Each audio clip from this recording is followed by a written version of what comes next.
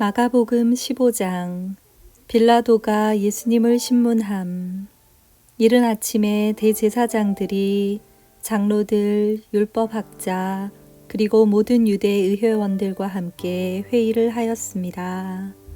이들은 예수님을 묻고 끌고 가서 빌라도에게 넘겼습니다. 빌라도가 예수님께 물었습니다. 당신이 유대인의 왕이요? 예수님께서 대답하셨습니다. 내가 말한 대로다. 대제사장들이 여러 가지 말로 예수님을 고발했습니다. 빌라도가 예수님께 다시 질문했습니다. 아무 대답이 없소. 이 사람들이 당신에게 여러 가지로 고발을 하는 것을 보시오. 그러나 예수님께서는 더 이상 대답을 하지 않으셨습니다. 빌라도가 이것을 보고 매우 놀랐습니다. 사형 선고를 받으심. 명절 때마다 빌라도는 사람들이 요청하는 죄수 한 명을 풀어주곤 했습니다. 바라바라고 하는 사람이 폭동이 일어났을 때 살인을 저지른 폭도들과 함께 감옥에 있었습니다. 사람들이 빌라도에게 와서 지금까지 그랬던 것처럼 죄수 한 명을 풀어달라고 요청했습니다. 빌라도가 그들에게 물었습니다. 유대인의 왕을 놓아주기를 바라느냐?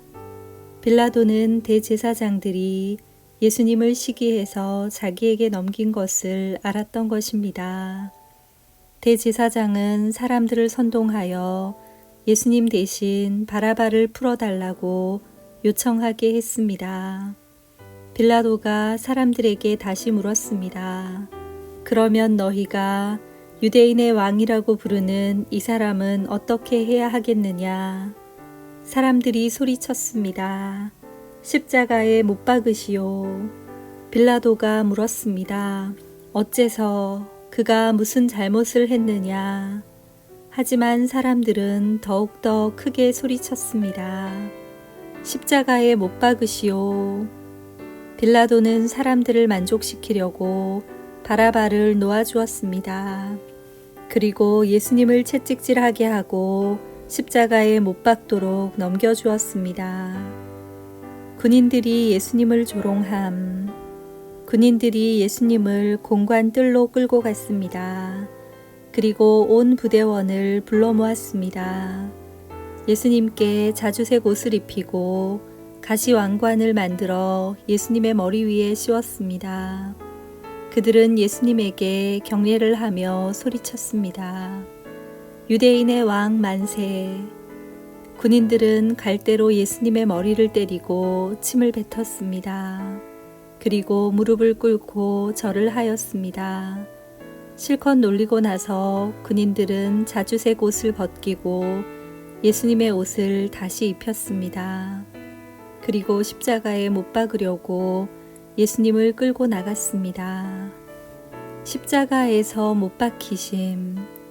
그때 시골에서 온 구레네 출신의 시몬이 지나가고 있었습니다.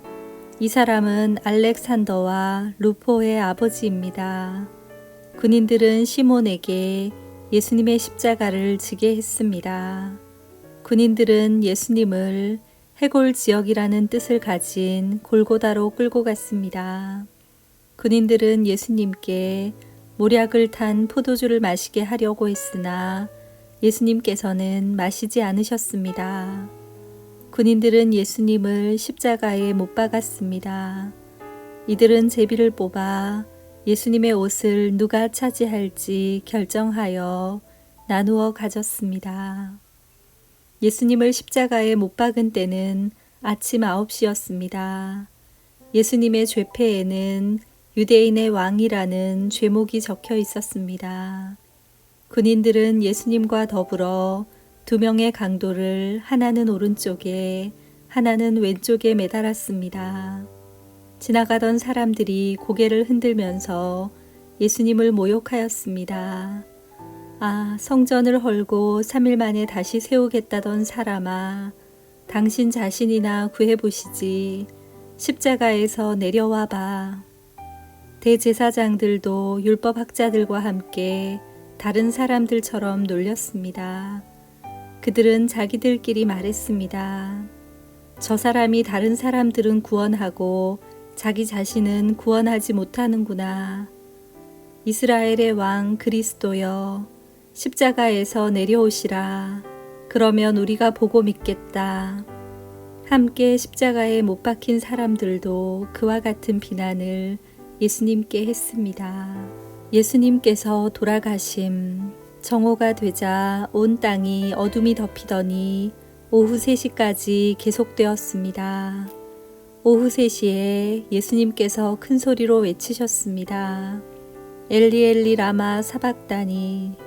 이 말은 나의 하나님, 나의 하나님, 어찌하여 나를 버리셨나이까 라는 뜻입니다.